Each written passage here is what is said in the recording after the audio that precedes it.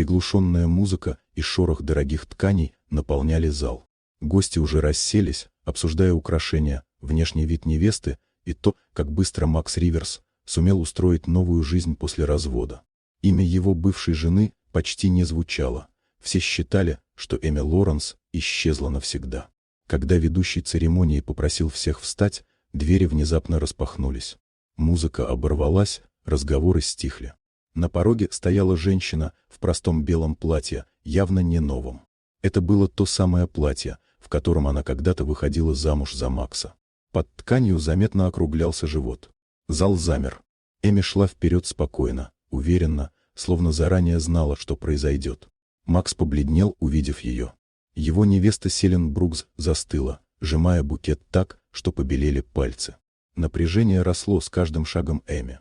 Она не оправдывалась и не умоляла. В ее взгляде не было боли, только решимость. Макс попытался остановить ее, но страх разоблачения оказался сильнее здравого смысла. Он схватил Эми слишком резко. Белая ткань платья разорвалась, звук был оглушающим. Гости ахнули. Камеры телефонов поднялись еще выше. Но вместо унижения Эми выпрямилась. Она не прикрывалась, не плакала. В ее спокойствии было больше силы, чем в любом крике. Попытка сломать ее обернулась провалом. Эми достала из сумки официальный документ и передала его Селен. Выяснилось, что невеста недавно проходила обследование у того же врача, скрывая это от Макса. Зал замолчал.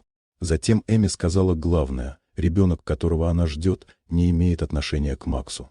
Их брак закончился не из-за ее слабости, а из-за его лжи и желания контролировать. Эти слова разрушили образ, который Макс строил годами.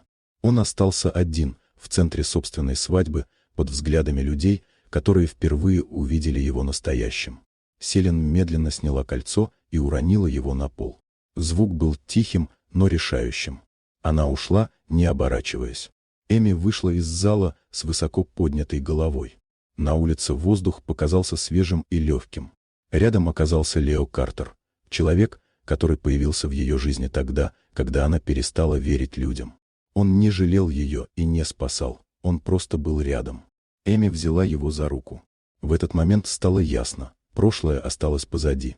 Она ушла не сломленной, а свободной. Иногда правда разрушает целые залы, но именно она освобождает тех, кто осмелился ее сказать.